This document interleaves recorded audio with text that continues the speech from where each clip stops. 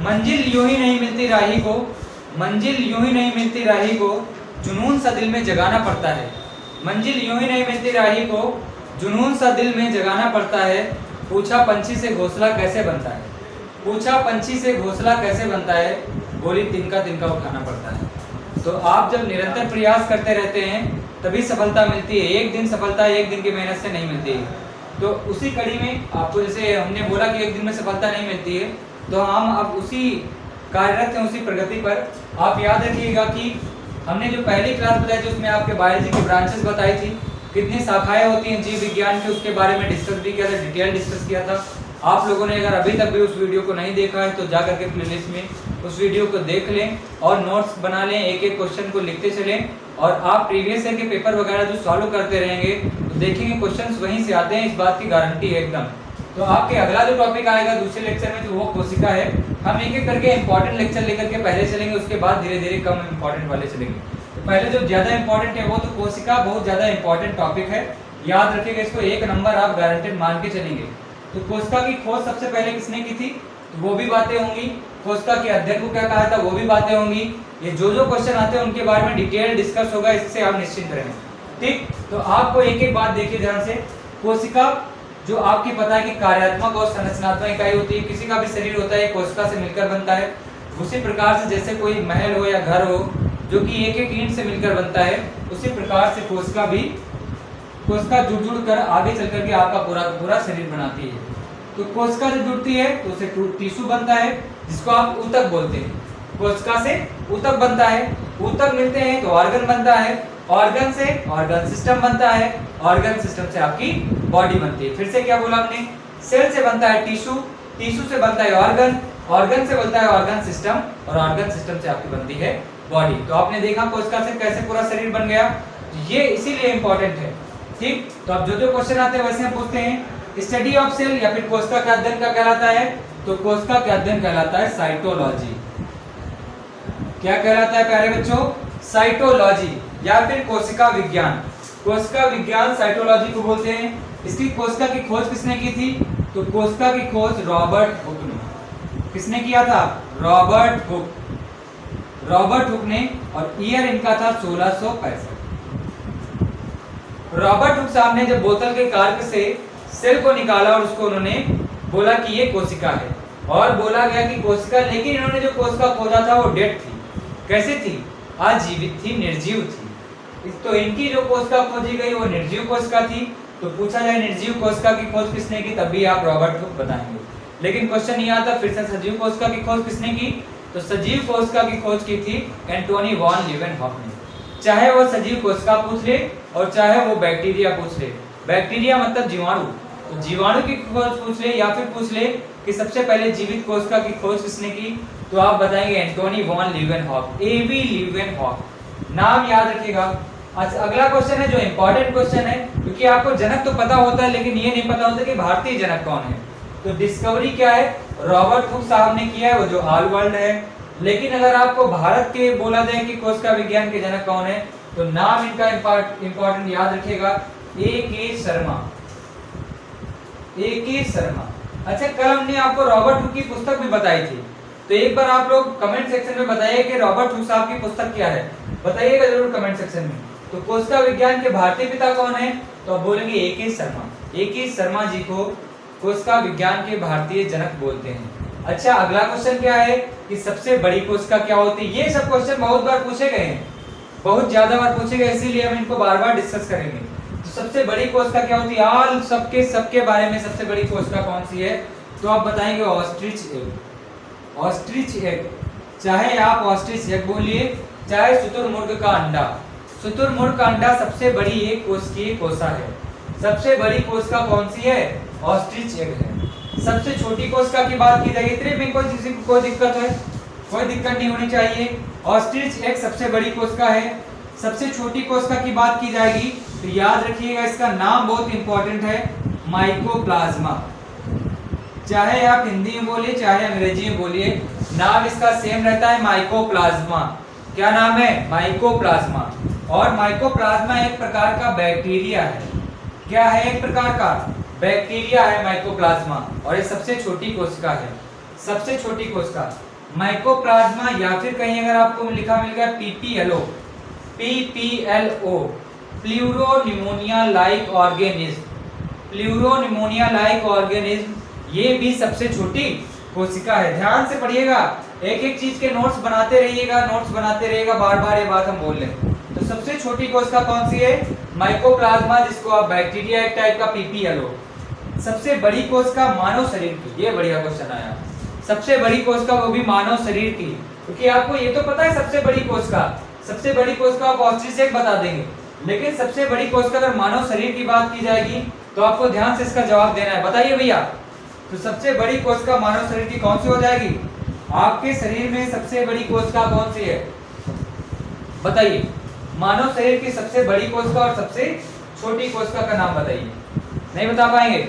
चलिए हम बताते हैं। सबसे बड़ी कोशिका मानव शरीर की अंडाणु, अंडाणु, अंडाणु जिसको आप ओवम बोलते हैं, मानव शरीर की सबसे बड़ी कोशिका है, मानव शरीर की सबसे बड़ी कोशिका। वैसे अंडाणु के बारे में हमको डिटेल बताने, वो आपको रिप्रोडक्टिव सिस्टम में जो आपके जनन तंत्र आएगा उसमें बताया जाएगा। सबसे छोटी कोशिका मानव शरीर की, अच्छा आपने उससे पहले पढ़ चुके हैं सबसे छोटी कोशिका, तो माइकोप्लाज्मा हमने बताया, लेकिन अगर आपको बताना हो सबसे छोटी कोशिका, खासकर मानव शरीर के बारे में पूछ लिया जाए, बताएंगे आप लोग सबसे छोटी कोशिका मानव शरीर की शुक्राणु। क्या बोलेंगे आप? शुक्राणु, शुक्राणु, या फिर आप इसको क्या बोलेंगे? स्पर्म बोलेंगे। तो सबसे बड़ी कोशिका अंडाणु, सबसे छोटी कोशिका शुक्राणु। ठीक, इन दोनों के बारे में हमको डिटेल डिस्कस करना है, लेकिन कौन चैप्टर में? रिप्रोडक्टिव सिस्टम में, जनन तंत्र में, मानव जनन तंत्र में बताएंगे आपको। सबसे लंबी कोशिका अगर मानव शरीर की बात की जाए, मानव शरीर की सबसे लंबी कोशिका, सबसे लंबी कोशिका मानव शरीर की कौन सी हो जाएगी? तो उसका नाम हो जाएगा न्यूरॉन। क्या हो जाएगा? न्यूरॉन, या फिर आप इसी को बोल दीजिए तंत्रिका तंत्र, दिक्कत नहीं है, आप दोनों में से कुछ भी बोलिए, न्यूरॉन, तंत्रिका तंत्र। लेकिन इंग्लिश के टर्म आपको याद रखने, इसलिए आपको याद रखेगा न्यूरॉन। नेफ्रॉन भी एक नाम होता है। नेफ्रॉन क्या है? तो वो वृक्क की, आपकी वृक्क की कार्यात्मक इकाई है, जिसका नाम है, क्या नाम है? नेफ्रॉन। यहाँ पर न्यूरॉन सबसे लंबी कोशिका है, तंत्रिका तंत्र की इकाई है। ठीक, ध्यान से, कोशिका सिद्धांत किसने दिया? अगला क्वेश्चन, या फिर कोशिका सिद्धांत होता क्या उसके बारे में भी आपको बताना है। ठीक, बताइए, तो कोशिका सिद्धांत को किसने दिया है? कोशिका सिद्धांत को दिया है स्लीडेन और स्वान ने। किसने दिया है? स्लीडेन कॉमा स्वान। इन दो वैज्ञानिकों के नाम आप लोग जरूर याद रखिएगा, क्योंकि कोशिका सिद्धांत को स्लीडेन और स्वान साहब ने दिया था। ठीक है, ठीक है भैया। कोशिका सिद्धांत कहता क्या है? तो कोशिका सिद्धांत में ये बातें कही गई हैं कि जो प्रत्येक कोशिका होती है, प्रत्येक कोशिका जो होती है वो अपनी पूर्ववर्ती कोशिकाओं से बनती है। किससे बनती है? अपनी पूर्ववर्ती कोशिका से बनती है, पूर्ववर्ती कोशिका से बनती है। कोई भी कोशिका अगर होगी तो उसका निर्माण क्या होगा? अपनी प्री एग्जिस्टिंग सेल से ही न्यू सेल जो होती हैं वो बनती हैं। ध्यान से, ठीक है, समझ गए आप लोग। अगला क्या है इसका? अगला पॉइंट ये है कि कोई भी कोशिका हो या फिर कोई भी वस्तु हो, कोई भी हो, वो किसका बनता है? जो प्रत्येक वस्तु होती है वो किससे बनती है?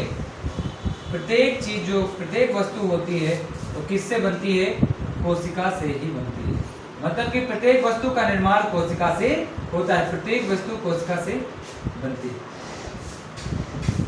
ठीक, इतने में किसी को कोई दिक्कत नहीं होनी चाहिए। तो हम इधर हो जा रहे हैं, आप चाहे तो इसका स्क्रीनशॉट ले लीजिए, या फिर आप एक एक पॉइंट को नोट जरूर कर लीजिएगा, ये क्वेश्चंस आने वाले हैं। ठीक, धन्यवाद। तो इसके आगे की बात करते हैं हम, इसके आगे की बात नेक्स्ट स्लाइड में करते हैं। आप रख कर दे रहे हैं इसको। ठीक, अब आप इसके डिटेल आगे बातें पढ़ेंगे, तो एक बार हम लोग रिवाइज करते हैं। स्टडी ऑफ सेल क्या कहलाता है? साइटोलॉजी। और कोशिका विज्ञान के पिता कौन है? Robert Hooke. रॉबर्ट हुक की पुस्तक का नाम हमने कहा है कमेंट सेक्शन में, तो वही आपको देना है ना? आंसर आपको डिटेल उसमें डाल देना है। ठीक, आगे हम पढ़ते हैं। तो कोशिका सिद्धांत के बारे में बताया। कोशिका सिद्धांत को किसने दिया? स्लीडन और स्वान नामक दो वैज्ञानिकों ने कोशिका सिद्धांत दिया था। ठीक, इतना जानते हैं आप। और हमने कहा कि प्रत्येक कोशिका जो होती है अपनी पूर्ववर्ती कोशिकाओं से बनती है। लेकिन एक साइंटिस्ट का नाम आप मत भूलिएगा कभी जिंदगी में, जिनका नाम होता है आर विर्चो। क्या नाम है? आर विर्चो, या फिर आप इनको रुडोल्फ विर्चो बोलते हैं। इन्होंने कोशिका सिद्धांत में सहयोग किया है। कोशिका सिद्धांत में सहयोग किया है। और इनका टर्म पूछा गया है, पता नहीं कितनी बार एग्जाम में पूछा गया, बार बार आता है। इनका टर्म क्या होता है, इन्होंने अपनी बात को बोला है ओमनिस सेलुला ई सेलुला, ओमनिस सेलुला ई सेलुला इनका वर्ड है, इनका एक वर्ड है जिसका मतलब होता है प्रत्येक कोशिका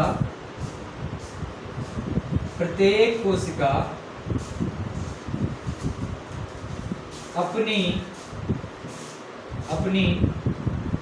पूर्ववर्ती कोशिका से मिलकर बनती है। तो आर विर्चो साहब का नाम याद रखेंगे, इंपॉर्टेंट है, याद रखना चाहिए आप लोगों को। तो आर विर्चो साहब ने किसमें मदद की है, कोशिका सिद्धांत में हेल्प किया है। ठीक, आगे चलते हैं आगे।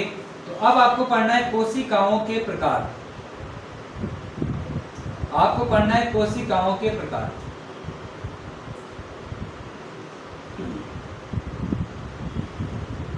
कोशिकाओं के प्रकार हम पूछेंगे आपसे कि कोशिका कितने प्रकार की होती है।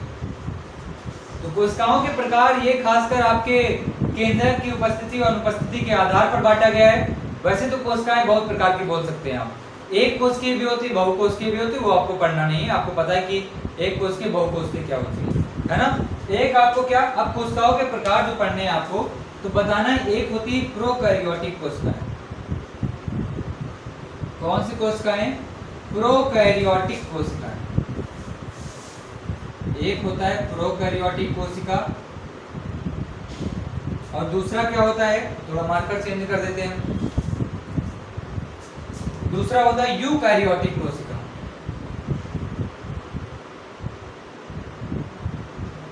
यूकैरियोटिक कोशिका या फिर कोशिका, आप कुछ भी बोलिए। आप एक चीज याद रखिएगा, कहीं पर भी अगर लिखा यू का मतलब होता है वेल मतलब पूर्ण, यू का मतलब होता है पूर्ण से, यहां पर भी ऐसे ही होता है। और अगर कहीं पर लिखा है कैरियन, तो कैरियन का मतलब न्यूक्लियस से होता है, न्यूक्लियस या केंद्रक, बात देखिए। हाँ, नाम तो सुना होगा न्यूक्लियस का आप लोगों ने। केंद्रक की खोज किसने की थी, अभी बताया जाएगा, रॉबर्ट ब्राउन ने किया था। तो ये सब तो आपको बताया जाएगा। तो यहाँ से आप क्या आ सकता है, कैरियन का मतलब न्यूक्लियस होता है, इसीलिए केंद्रक के अध्ययन को आप क्या बोलते हो, कैरियोलॉजी। कैरियोलॉजी अगर खास कर पूछ लिया जाए आपसे क्या है, तो आप बोल देंगे क्या, केंद्रक का अध्ययन कहलाता है कैरियोलॉजी। खासकर जिसमें आपको केंद्रक के बारे में पढ़ना होता है, केंद्रक का अध्ययन। सेल का सबसे इंपॉर्टेंट पार्ट होता है केंद्रक, क्योंकि केंद्रक में डीएनए होता है, क्रोमोसोम वगैरह भी होते हैं, जिनकी वजह से आपको बहुत कुछ पढ़ना पड़ेगा। तो कैरियन न्यूक्लियस का है, कैरियोलॉजी केंद्रक का अध्ययन है। केंद्रक की खोज किसने की, अभी आपको बताया, रॉबर्ट ब्राउन। तो प्रोकैरियोटिक और यूकैरियोटिक में भी देखो बीच में छुपा है कैरियो। तो कैरी का मतलब होता है, खासकर कैरियन का बताया केंद्रक। तो प्रोकैरियोटिक क्या होती हैं, प्रोकैरियोटिक कोशिका कौन सी कोशिका होती हैं, जिनमें केंद्रक अर्ध विकसित होता है, अर्ध विकसित, या फिर आप बोलेंगे कि अनुपस्थित। केंद्रक क्या होता है, अनुपस्थित होता है। ठीक, यूकैरियोटिक कोशिका में क्या बोलेंगे आप, तो यूकैरियोटिक कोशिका केंद्रक उपस्थित होता है, केंद्रक उपस्थित होता है और खासकर वेल डेवलप्ड होता है। हमने कहा यू का मतलब वेल, तो वेल डेवलप्ड का मतलब क्या होता है, पूर्ण विकसित होता है। पूर्ण विकसित केंद्रक होता है किसका, तो यूकैरियोटिक कोशिका का। यूकैरियोटिक कोशिका का जो केंद्रक होगा वो पूर्ण विकसित होगा, इतने में कोई दिक्कत नहीं।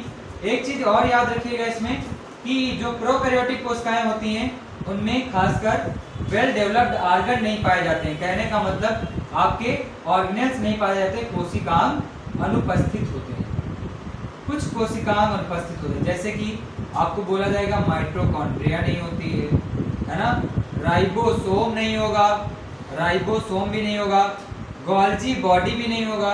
अगर आप लोग ये सब नहीं जानते तो अभी आगे डिस्कस होगा इसके बारे में डिटेल, है ना। और इसमें क्या होगा, ये सब चीजें उपस्थित होंगी, कहने का मतलब कोशिका क्या होते हैं, उपस्थित होते हैं किसमें, यूकैरियोटिक कोशिका में। कोई दिक्कत नहीं। अब इसके उदाहरण सबसे ज्यादा इंपॉर्टेंट हैं क्योंकि आपसे उदाहरण ही सबसे ज्यादा बार पूछे गए। ठीक, तो आप प्रोकैरियोटिक कोशिका के उदाहरण बताइए प्रोकैरियोटिक कोशिका के उदाहरण। तो प्रोकैरियोटिक कोशिका के उदाहरण कौन हो जाएंगे, आप बताएंगे सर बैक्टीरिया। क्या बोलेंगे, बैक्टीरिया को ही बोलोगे जीवाणु। क्या बोलेंगे, जीवाणु। और नीले हरे शैवाल, या फिर आप इसको नीले हरे शैवाल, ब्लू ग्रीन एल्गी, बीजीए बोलते हैं एक लाइन में, बीजीए। ठीक, अगला इसमें क्या बोलेंगे, इनको छोड़कर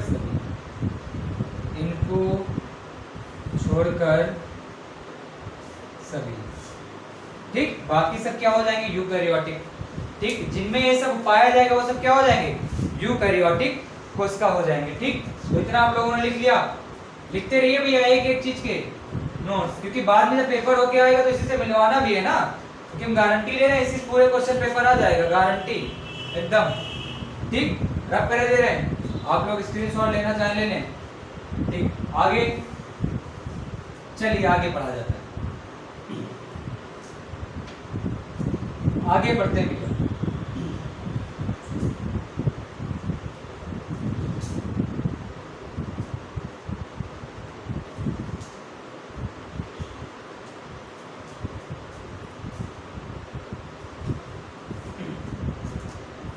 समझ गए, इतने में किसी को दिक्कत नहीं। अब आप एक चीज और याद रखिएगा कि कोशिकाएं के प्रकार तो आपने ऐसे बता दिए, और भी दो प्रकार की कोशिका होती है जिनका नाम होता है, एक पादप कोशिका, पादप कोशिका मतलब कि प्लांट सेल, और एक कौन सी वाली है, जंतु कोशिका। जंतु कोशिका क्या बोलोगे, एनिमल सेल। तो बार बार आपसे इनमें के जो भी क्वेश्चन पूछे जाएंगे, आज के बाद आपको कोई कंफ्यूजन नहीं रहेगी, इसकी गारंटी हम लेते हैं। आज के बाद आपको कंफ्यूजन नहीं रहेगी। तो आप बोलेंगे सर पादप कोशिका और जंतु कोशिका में कोई अंतर बताइए, कैसे पहचानेंगे ये पादप की कोशिका है और कैसे पहचानेंगे ये जंतु की कोशिका है। ठीक, तो आपको ऐसे पता होना चाहिए कि जंतु जो होते हैं वो दूसरों पर निर्भर होते हैं, पादप स्वयं पर निर्भर होते हैं, अपने आप खाना बनाते हैं। ठीक, तो एक बात तो आपको पता होना चाहिए कि पादप खाना क्यों बनाता है, क्योंकि उसमें क्या होता है, हरित लवक। क्या होता है, हरित लवक। हरित लवक को आप बोलते हैं क्लोरोप्लास्ट। क्या बोलते हैं, क्लोरोप्लास्ट। और इसमें होता है क्लोरोफिल, इसी वजह से क्या बना पाते हैं, खाना बना पाते हैं। और क्लोरोफिल की वजह से पत्तियों का रंग कैसा होता है, हरा होता है। जंतु कोश का क्या होता है, उसमें क्लोरोप्लास्ट नहीं होगा। तो क्या बोलोगे आप कि हरित लवक अनुपस्थित होता है, हरित लवक अनुपस्थित होगा। ठीक, अगली क्या बात बताएंगे आप, अगली बात आप ये बताएंगे कि पादप कोशिका में सबसे इंपॉर्टेंट लाइन जो है कोशिका भित्ति, क्या पाई जाती है, कोशिका भित्ति। कोशिका भित्ति का मतलब सेल वॉल। हम आपसे पूछेंगे सेल वॉल किसमें पाई जाती है, आप बोलेंगे सर पादप कोशिका में। हम बोलेंगे किसमें अनुपस्थित होती है, तो आप बोलेंगे जंतु कोशिका में सेल वॉल एब्सेंट रहती है। ठीक, एक चीज लेकिन जंतु कोशिका में होती है जो पादप कोशिका में नहीं होती है, उसका नाम क्या है, उसका नाम है सेंट्रियोल। क्या चीज, सेंट्रियोल, जिसको आप तारक काय बोल सकते हैं। तारक काय ये किसमें होता है, जंतु कोशिका में होता है। मदद किसमें करेगा, तो कोशिका विभाजन में मदद करेगा। किसमें मदद करेगा, कोशिका विभाजन में। अब पादप कोशिका में ऐसा कुछ होता नहीं है, तो क्या होता है, सेंट्रियोल एब्सेंट होता है। सेंट्रियोल भैया एब्सेंट होता है, अनुपस्थित। किसी को इतने कोई दिक्कत, जितना बता दिया गया कोई दिक्कत, हाँ दिक्कत कोई नहीं ना। तो हम आपको एक एक लाइन, अब देखिए इसको हम रब करने के बाद आपको केवल स्टार बना के 2 पॉइंट लिख लीजिएगा। सबसे इंपॉर्टेंट लाइन वही है क्योंकि आपसे पूछा गया बहुत बार। ठीक, इसको रब करते हैं, लिख लीजिए एक बार। ठीक, चलिए आगे 2 लाइन के साथ में खत्म करते हैं आज का लेक्चर। ठीक, तो स्टार बना के 2 लाइन लिखे। पहले हमने कहा है कि आपको पूछा जाएगा अपवाद। अपवाद अच्छा, कोशिका सिद्धांत का अपवाद अगर आपसे पूछले बता पाएंगे आप? हाँ, कोशिका सिद्धांत का अपवाद, सेल थ्योरी की आपको एक्सेप्शन बताने हैं, exception of this cell theory. अच्छा, अभी आपने बताया कि सेल थ्योरी को डिस्कवर किसने किया या बताया किसने था? तो स्लीडन और स्वान नामक दो वैज्ञानिक थे जिन्होंने इसके बारे में डिटेल बताया था, और रुडोल्फ विर्चो या आर विर्चो साहब ने उसमें हेल्प की थी, ये भी हमने बता दिया। अब आपको कोशिका सिद्धांत के अपवाद में याद रखना है कि विषाणु का नाम तो आप लोगों ने सुना होगा और डिटेल सुना होगा, कोई दिक्कत नहीं है। विषाणु वायरस को बोलते हैं, और वायरस एक चीज तो आपको पता है कि जीवित और मृत के बीच की संयोजक कड़ी है, जीवित और मृत के बीच की संयोजक कड़ी है। पहली बात तो ये हो जाती है, जीवित और मृत के बीच की संयोजक कड़ी कौन है? तो वायरस है, विषाणु है। अच्छा, एक क्वेश्चन उस दिन हमने भी पूछा था, आपको बताना पड़ेगा, इस बार आपको कमेंट सेक्शन में जवाब देना पड़ेगा, क्योंकि हम बता चुके हैं इसलिए आप नहीं बताएंगे। विषाणु की खोज किसने की? इसका जवाब आप लोग कमेंट सेक्शन में डाल दीजिएगा, विषाणु की खोज किसने की? आप समझ जाएंगे, आप रोज पढ़ने वाले बच्चे हो, है ना। और आप लोग एक बात याद रखिए, अब ये अपवाद है, किसका अपवाद है? कोशिका सिद्धांत का, क्योंकि विषाणु जो होता है वो प्रिमिटिव सेल से बना होता है, प्रिमिटिव टाइप्स होते हैं।